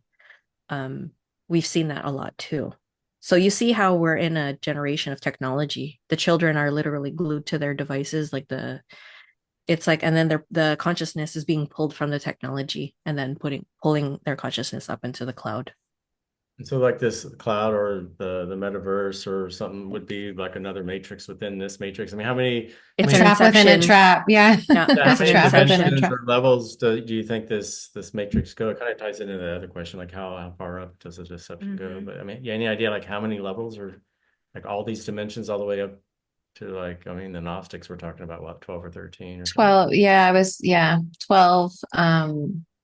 People have this misconception that just because it's a higher dimension or higher realm, that there's no deception there and it's all perfect in love and light, which is not true. The deception goes all the way up to the 12th dimension, from what we've seen. And because it's all part of this system, the only way really to escape that deception is to get out of the system. Yeah. Well, we're going to try to go ahead and fit in all of our questions. We're about an hour and a half in. A few more questions. If that's okay. Do you guys Sure. have a little more? Yeah, sure. Well, we talked a little bit about ET technology. So we were wondering if you've seen it used in like love bombs, if you've heard of love bombs. Since love is a frequency, maybe they can use that to manipulate or to capture or transfer souls, maybe do mind wipes using their technology, or, put one into like a trancelike like state or hypnosis. Have you seen any of that? Oh yeah. Especially like the relationships where, like everybody's like on their mission to find their twin flame. So of course they use that whole hoopla, like, to kind of like use them, especially using love against them. Everybody is so traumatized and empty and searching for their counterpart. That's really the goal, is not to be alone, not to be lonely. So they're always in search of the counterpart. And so they'll use that, definitely. They use their voids and emptiness against them, their vulnerabilities. And so we have seen, like their own, how the entities use the love bombing, like the alien love bite, for example, as a topic to put you in a trance state. And I say that because I speak from my own experience and also my own exploration with my ex-husband, how I was put in a love bite state. Like I don't even know how the hell I ended up with him. I mean, but it's like, but when I was able to remote view it to see how it worked, yeah, definitely. There was definitely a big entity involved there that just put me in a trance state, that I was acting in certain ways that when I was observing myself, and I'm like, I would never talk like that. I would never be like that. I gave up so much of myself. I used to be very vocal, very much like an advocate, like for myself. And that completely, he shut down my voice. Like that entity shut down my voice completely for me to become submissive, dismissive, and to just go with the, where I'm supposed to go in life, like get married, have kids, and, be a good wife. And it was really just like through that, like seeing like how I deteriorated in that relationship, purposeful, so that you get off your path, you get off track, when they see that you're not, on, like they see that you're on a pathway where you're into like going into this direction, for example, they'll definitely like pull you out and put you in another direction, which is why it's so important to, like, when I had my awakening, I was like, okay, I still have an opportunity in which I could make this relationship work. But when I did that, you couldn't deny it, that it was just like, okay, this is not working. You get out of it. You have to do the hard things, get out of it, and then repair. And through that repair, through the awakening, then I was able to get back on the pathway. And of course, things got harder. They do get harder when you're back on it, because they will do everything to destruct your path in this undoing and unbecoming of what they've kind of plastered onto you in your lifetime. Do they do that like with telepathy, or they have like some kind of love bomb gun that they like anything like having to do with like Um, lasers or rays, or is it more of a mental? the way that I saw it, it was more like they put me like in a bubble, and therefore in the bubble, I was in a trance state. Uh, And then used as a puppet. I was puppeted to kind of just go with it and be like, okay, I'm going for that guy, my dream boat. Well, we see this in some NDEs where they feel this indescribable love that they've never had on Earth before. And so they will pretty much do anything the being or entity before them says to do, or feel euphoria. feel They, euphoric. And do you think that the technology is that advanced it can do that to Oh yeah. manipulate people in the afterlife? Oh yeah. Oh yeah, yeah. yeah. I feel like that love that they're beaming onto them is our own. They're reflecting it. It's just that we don't have access to it because of what is on, the disconnect that they've created. So that's why it's so important that, like when we're being love bombed, or that they're, especially in the face of a narcissist, we'll go back to 101. They're just mirroring us. They're just showing us us. And so we fall in love with ourselves, essentially. So it's like, it's just that we're programmed to look for that in another. Like, you have to complete me. It's like I'm not looking at myself as complete already. So it does feel, yes, they could definitely have the technology to access our inner love, or the true love that we are, and engulf us with it and think that this is something else when it's not. It's really us. It's just that we have so much of that, everything, like the humanness just compacted on top of it, and that emanating as emptiness. So we're just trying to fill that emptiness, but it's really like inside there. So we have to get it. That's why, like, when we're talking about unlocking the spirit, when you're able to unlock the spirit and find that balance inside, then you have access to it. But then it doesn't come up as that overwhelming sense of love. It really just comes out as contentment, peace, like, just, I'm okay. Like, that's what it is. I've seen NDEs where he's like in front of this being that's like on a throne, or these alien type beings, and he looks into their eyes and he can see like, you can see like it's some kind of something's mirrored back, or also you see these crystal domes and crystal towers, and of course crystals can be used like a radio transducers and receivers and all that technology kind of maybe. But we were also wondering if these entities interfere in our dreams, etheric realm or astral realm. Like, I've woke up a couple times where I hear these beings, like, I think it's telepathy, using mental telepathy, say, go to the light, go to the light. And I know Julie's had some interference in yours. Yeah. In my dream life, at least a handful of times, there's someone after me with a needle trying to inject me, and they inject me in the neck or the hand or the arm, and it immediately starts to make me go unconscious. Yeah. Like, they don't want Yeah. me becoming conscious in my dreams, because I'm a lucid dreamer. Oh yeah. The body. So I feel like it's at times where I'm just about to get lucid and then I'm injected. It's like, I don't know. Right. So you Yeah. guys feel like they do that. They Oh, definitely. yeah. Oh gosh, yeah. Oh, yeah. What a good time to do it too.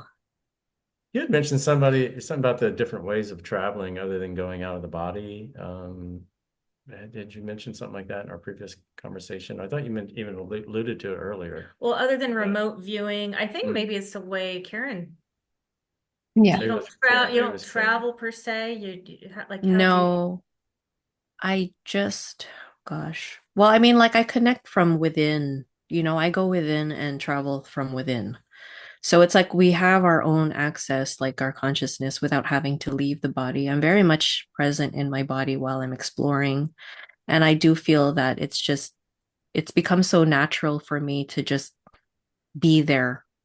I can be anywhere I want.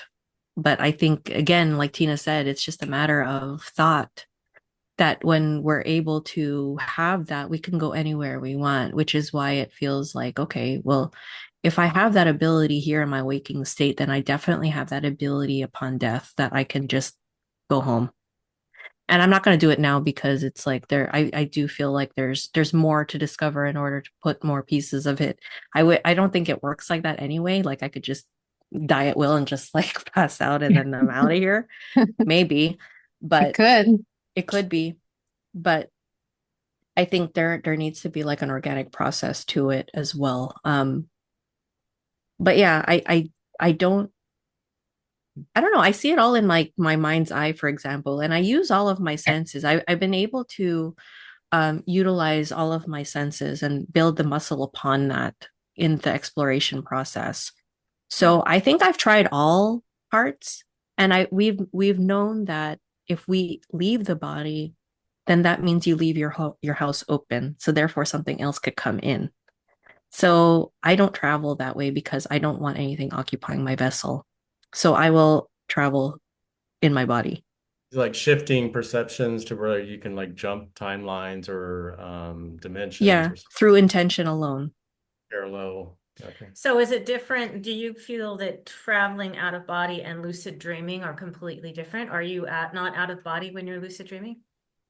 Um, I I have not really, I've only had like one lucid dream in my life. So it's hard to like I can't say that know how that works. But we always set like demands, I guess, like before we, like how we have like our nighttime ritual. Like I command not to astral travel or get out of body. I plan to stay in my body as much as possible or whatever it is. So I couldn't say exactly what exactly happens in the dreamscape. I don't know if you have any insights on that, Tina, about like how that works. I could only speak for like when we do explorations, like conscious explorations, that I am conscious through What it. what was the question again? She was talking about lucid dreaming. Go ahead, Julie, Well, finish. I back to the idea that they interfere with us in our dream state. They Hmm. interfere, it seems I've been interfered with in my Why dream and state. how? And when I travel out of body, it seems they do not want me out of body. They try to get me to go unconscious or be less lucid, as if they're trying, I don't know, as if they're trying to hide something, or they just don't want me to complete my objective, which is generally to get more information about the matrix Right. construct, to figure out, you know, So when we go out of body, we ask questions like, when I left my body, it was like a week ago, which I don't hardly ever have any, but I did. And so I said, exit matrix, but it didn't happen for me. But those are our missions. Like we want to find out we go inward so I'm and just wondering, why are they interfering with us yeah, when and then the other question was, or do you know how lucid dreaming and out of body travel is different? When you're lucid dreaming, some say, well, you're out of body when you're lucid dreaming, and then others don't say that. But so I was just wondering if you had any insight on that. Um, why are they interfering? Because I think it just comes down to they don't want you to know. The more you know, the more empowered you are. So they just don't want you to know. So they will do anything and everything to stop you from knowing.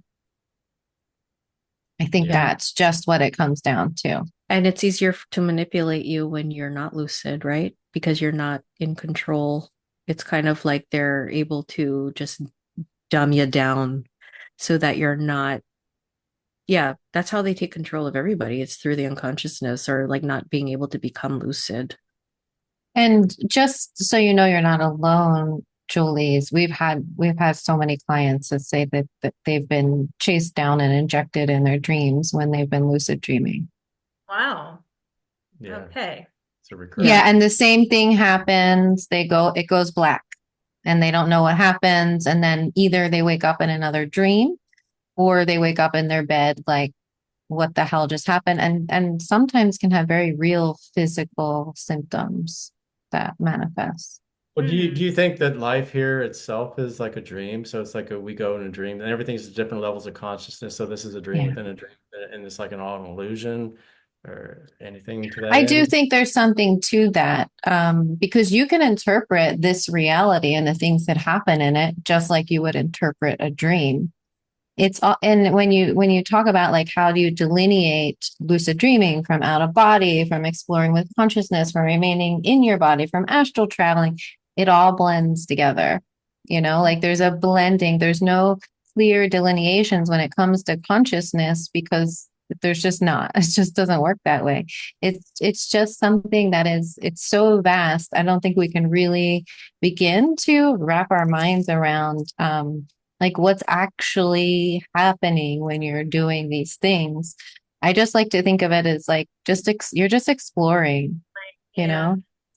And when we become lucid, it's usually when you start realizing, "But this is ridiculous. This can't be my reality." So you wake up. So we've been like trying to tell, like, "Hey, wake up! This is," you keep telling yourself, "We're in a dream. This is a Like our, dream, and this is ridiculous. like So our this true can't essence. be Like true reality." Trying to get it's to my wake true up essence. Wake up from this already. This dream. is nonsense. Right. Well, isn't that the ultimate goal is to wake up?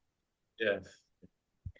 So this kind of segues into the next question. We only have a couple more, which are pretty important questions. Can you share how your work can help us to exit this deceptive matrix and end the reincarnation cycle? I'll let you take that, Karen. Yeah, sure. Absolutely. I feel like with our work, I mean, we focus so much on trauma healing, somatic healing, like releasing whatever your body's holding on to, because the body is a really big part of, why we're here, why we're so dense. So Mm. really important in order to release and, make amends with all parts of self, to integrate all parts of self so that we can be one whole, part. And so, as we're more integrated, that gives us more power. And so, because if we're separated, of course, we're not going to be able to work together if we're all fighting with ourselves and whatnot. So, through our work, we like to clear up what's around. And like I said earlier, like we like to go through the different layers in which the individual is ready to explore. And we have found that it's so important that, a lot of people can have so much of the theory of what to do, but then the hardest part is actually to do it. Uh-huh. So we like to make sure that when they work, and we like to work with people on a longer term because then we're able to follow up, we're able to kind of share ideas, decipher dreams, give them advice on like how to carry it on in their everyday, kind of like look at their blind spots so that they can actually have, a whole 360 view of what's going on. Um, and to just be aware of how deception works through people, experiences, how everything is reflecting back to them so that they can take that as an advantage instead of becoming victim to everything they're experiencing. So, it's very multifaceted in how we approach things. It's really hard to explain what it is, but in a simpler way, we really like to go to the traumas, um, heal, rescue the part of self that is stuck in time, that is holding on to that trauma. And that way we're able to integrate them into the core self so that they're no longer in that time loop. And, you won't be as triggered anymore by such and such. And then we kind of allow for that integration process to happen and go to the next thing that's showing up in their life. So I guess that's the most simplest way that we go through it. We give them a lot of energy and entity education, um, how tools on how to release the trauma from the body. So we do different tapping techniques, for example, or a tapping technique, a simplified version instead of like using the EFT. We have another simplified version to do that so they could use it in their everyday. They don't need to know all the meridian points. We tell them that they have to, as much as possible, to journal their dreams. To remember, like when they have interactions with people, like what they experience in the interaction and how they are able to self-reflect on what they're experiencing. So, I mean, like, and then when we go into the deeper exploration, sometimes it might not come in this lifetime, but we can go into past lifetimes too, if we have to get to the root cause of things. So we like to go to the root of things so that we really clear up as much as we possibly can to clear the vessel, to purify the vessel, for them to really able to access their divinity so that they could find balance in their life through their everyday and to carry out themselves authentically so that they could remove all the masks that they've been given throughout life and just to live in one so that it's less dense. And I feel like through that purification process that then they'll be able to come more into their own power, understand why they've been targeted, how everything works around them, how they've been manipulated, and then have the proper tools in order like to navigate their life in the everyday and have quality of life. That's really the end goal while they're still here. It sounds like this is a lot of work, and that perhaps some people, it would require a lot of work. What about for those, are there those who are ready to say, this is just an illusion and I'm done, period. I'm not doing any work because I don't need to do any work because this isn't even reality and none of it was. None of my lives here were ever truth. Do you have, is that a possibility? Oh yeah, that's definitely a possibility that they would come, but then we would ask them like, then why are you here talking to us? You know, like, Well, like you said, maybe it's not really possible to just lie down and exit your body. You know, some say there's that Mhm. silver cord. And I know explorers who have been out and they have tried to break that cord, tugged on it, done so many different things. Supposedly it's just not breakable. But then there's also others who, you know, you read that, oh, yep, they've been able to exit just through intention and not come back. But so the person might say, yeah, I'm physically, I am trapped in this body biologically unless I exit intentionally.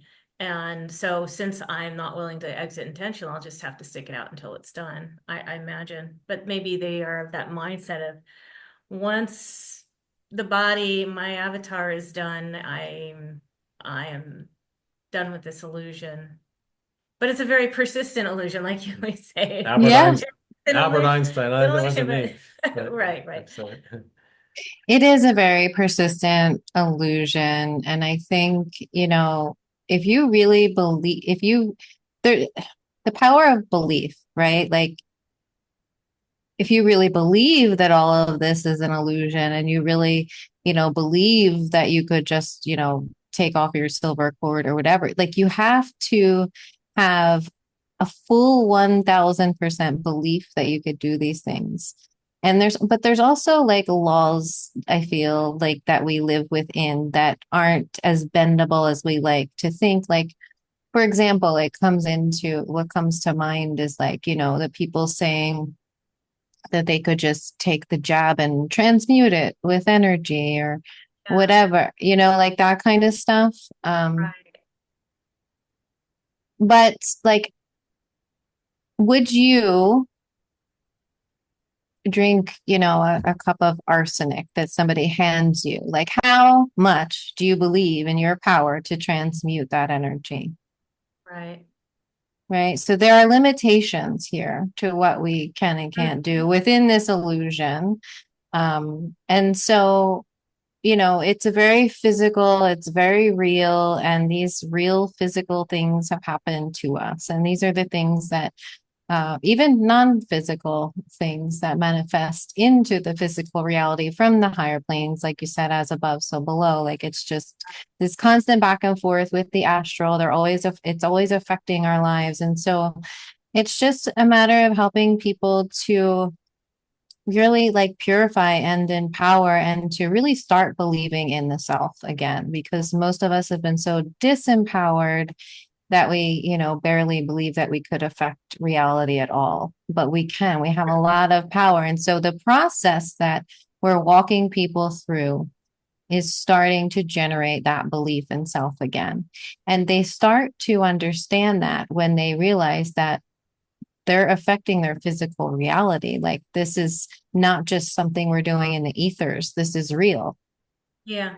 Yeah. And, when you can feel energy releasing from the body, when you feel that pain dissipate or that emotion go, like that's real, So there's definitely some things that are real here that we have that we're working within. And, we're just trying to help our clients, navigate through that as best as they can. And how our work helps people is that number one, it helps them to release all that is not the spark, to begin the process of releasing everything and detaching.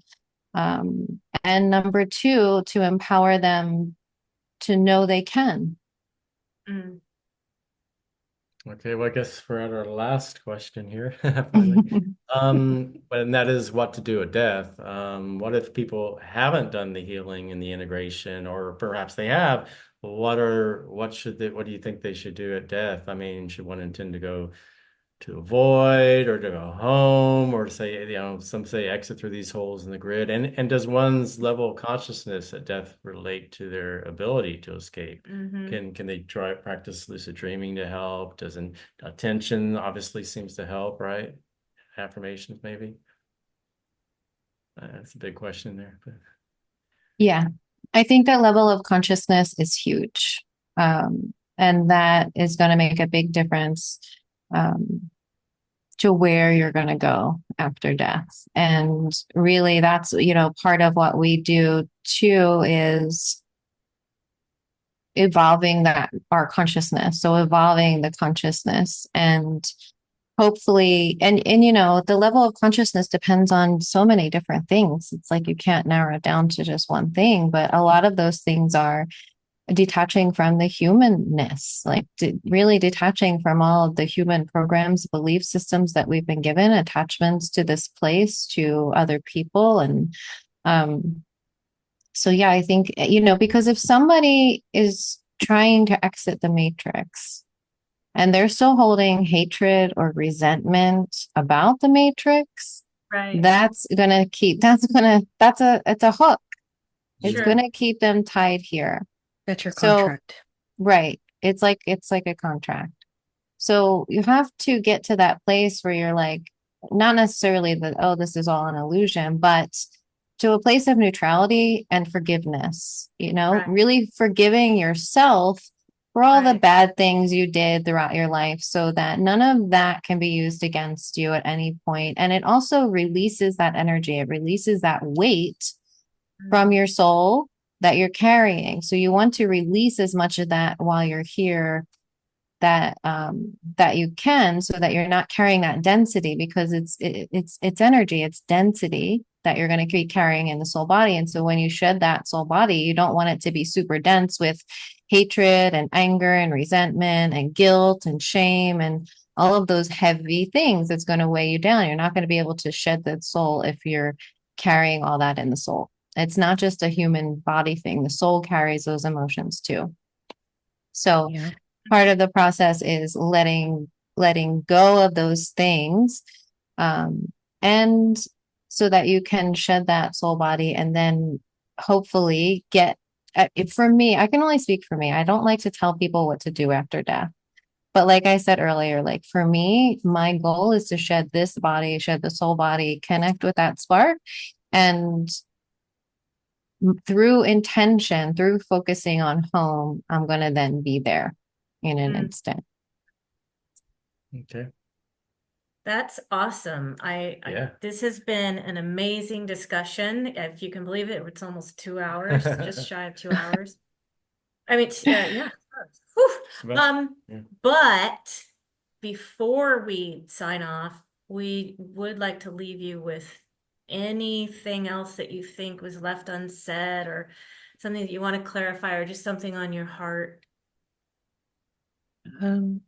I just don't want people to give up on themselves here. I know it could be a really dark place and it's lonely, but to know that there are communities like us or people who are wanting to shed, some kind of light or hope. I don't want it to be like a false hope, but at least to know that there are, we're trying to look for a solution that maybe will be in alignment with you. And for you not to be in a space of despair because it could be, we could easily get sucked in there. So I just wanted to share that there is a way out. There is a way to talk about it. There is community to talk to, and yeah, just not to give up on yourself first and foremost. And yeah, to know that we're figuring it out. That's the goal. We're trying to figure it out. And Slowly but yeah, surely there. yeah, yeah. And you're not alone. Definitely not. All right. Well, Tena, anything? Well, thank you so much, Tena and Karen, for being here today and sharing with us. And we'll put all your links in the video description. And just thanks to everyone for watching. This has been Wayne Bush and Julie McVeigh with Sovereign Spirits. Yes, and if you enjoyed this discussion, please give it a thumbs up. And if you like this type of content, please subscribe, share the information, click on the bell icon so you're alerted to future videos. And we hope you're having a wonderful day or evening wherever you may be. And we'll see you next time. You guys, thank you so much for having us. Thank you so much. All right.